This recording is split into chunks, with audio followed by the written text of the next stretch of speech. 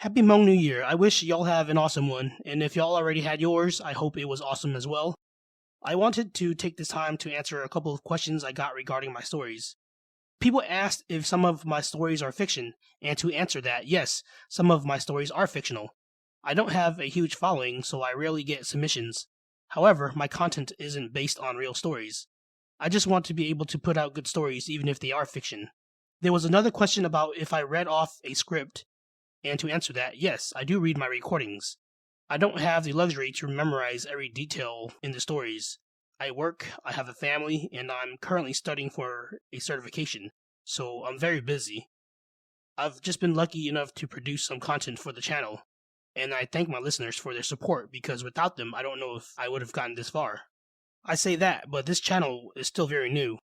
For all those that would like to continue supporting the channel, you can like, subscribe, comment, and share. I also welcome your submissions. They don't have to be horror because this channel isn't genre specific. So if you have a passion for writing, please feel free to submit your work to pocketsizedtales@gmail.com or follow me on Facebook. Anyway, thanks for everything. Let's get on with the story.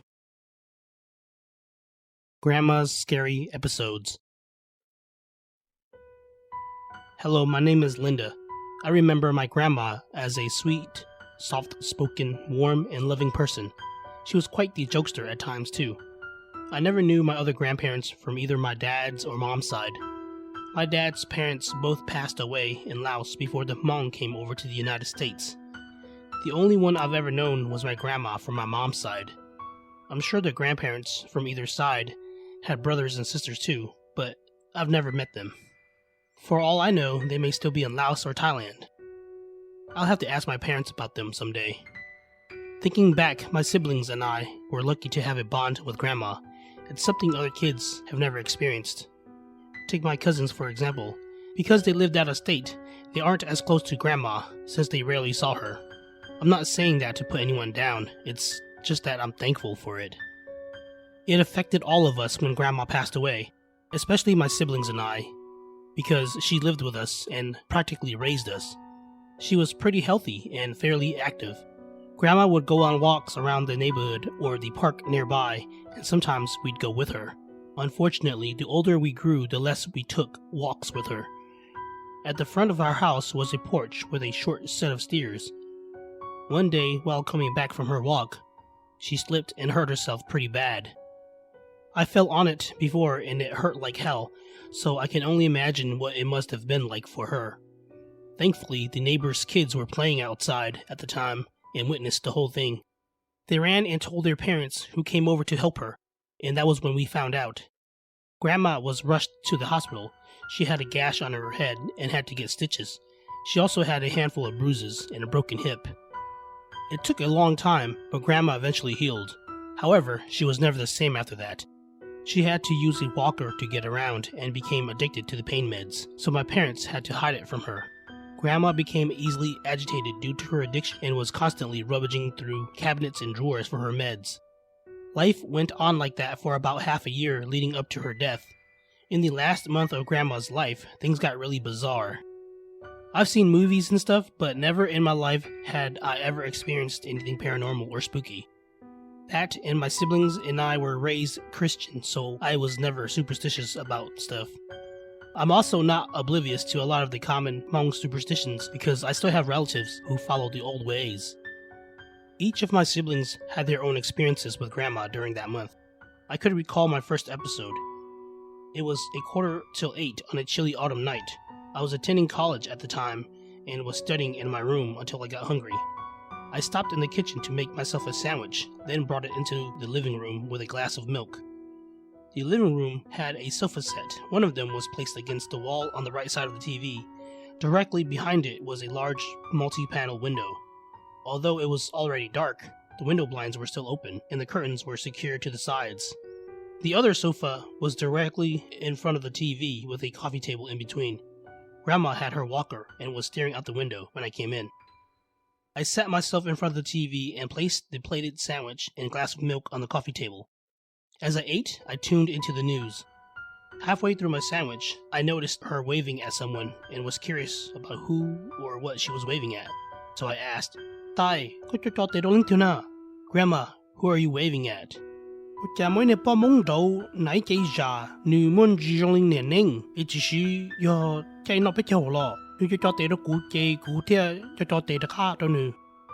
There's a Hmong woman out there that looks like Mrs. Nang dressed in traditional clothes. Is it already time for the new year? She was waving at me, so I waved back, Grandma said. Unless they were dressed up for a photo shoot, our new year isn't until December, but it was too dark to take pictures outside. I got up and stood beside Grandma, sipping the glass of milk. I scanned the street. Aside from a couple of parked cars here and there, I didn't see anyone, so I said, I don't see anyone, Grandma. She is just right there on the sidewalk, looking straight at us. Tuna, where? I asked. Grandma pointed directly in front of the sidewalk. Right there. There was no one there, and Grandma sounded irritated. I didn't want to start an argument, so I just sat back down and finished my sandwich. I figured it was probably the medication causing her to see things that weren't really there, so I didn't give it much thought after that. Later that weekend, when everyone was home on Saturday having breakfast, I walked in on a conversation between my parents and Grandma.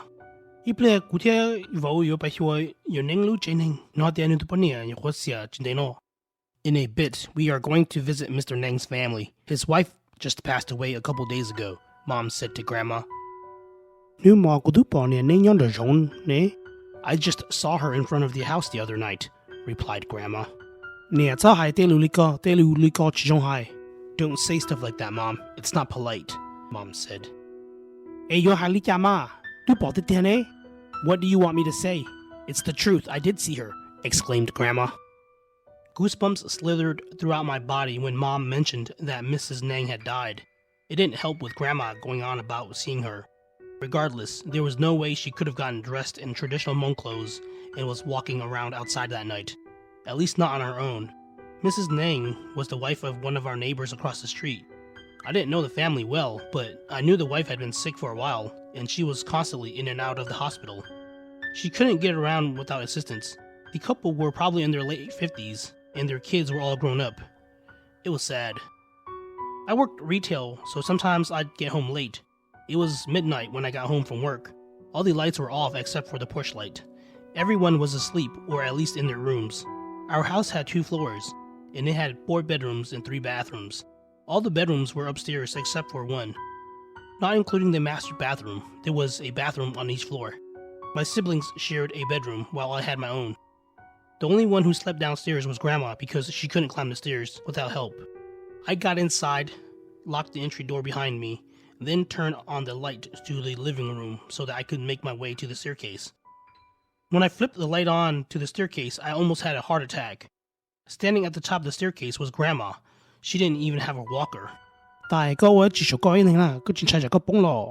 what are you doing up there? You shouldn't be climbing the stairs without help. Are you not afraid you'll hurt yourself? I said in the calmest way possible, without screaming. There was no way she could have gotten up the stairs without help, especially in the dark. I've never seen her climb the stairs on her own after the accident. Grandma looked confused and was mumbling incoherently, then said, I have to make food for Zhang and them or else they will be hungry. I ran up the stairs to help her down, and as I did, I asked Grandma, Grandma, who's Zhang and what are you talking about? Grandma didn't even acknowledge me and kept mumbling to herself. The only thing I caught was her saying,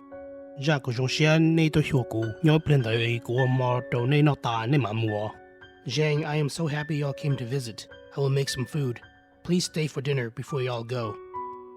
I helped Grandma back to her room, then tucked her into bed. She was still mumbling when I left. The next day, I told Mom about the incident, and for everyone to be careful with Grandma and the stairs. I also asked about Zhang, to which Mom replied he would have been her older brother. Apparently, Grandma had a few children that died due to lack of proper medical care when she was still living overseas. Another episode occurred while Mom and I were preparing dinner on a weeknight when we heard yelling coming from the living room.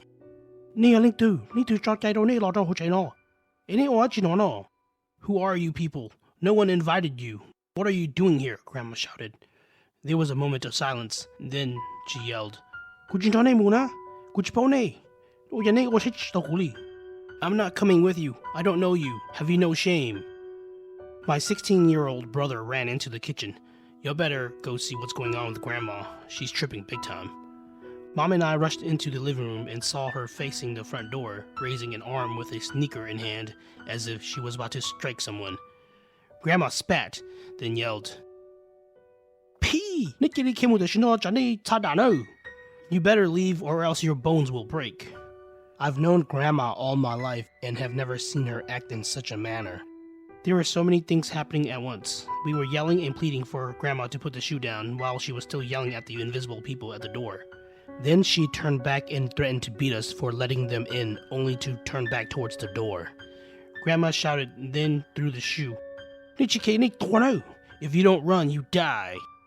The shoe hit the door with a thud and clattered onto the floor. Mom and I tried to calm her down while we walked her into the kitchen, but Grandma kept yelling at us, saying we let those strangers in the house. If you argue with someone with pure conviction, you know it's pointless. So Mom and I just ended up playing dumb and said we promised never to open the door for those people again. Grandma finally calmed down after a bit of pacing back and forth between the living room and kitchen. She kept checking to see if they were still around. They must have left, I guess, or else we'd probably never hear the end of it. There was a stretch of time when Grandma kept wetting the bed and refused to sleep in her room. She claimed a tall, dark figure would stand by the foot of her bed, staring at her. Grandma said she was too scared to move, and so she just wet the bed.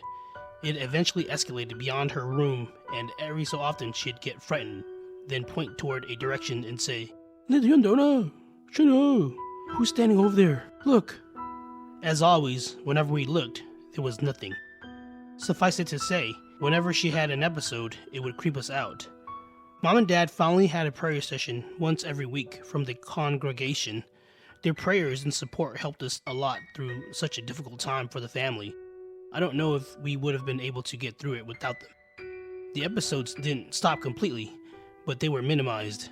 A couple of weeks after that, Grandma complained of being really tired. She couldn't get up, eat, or drink.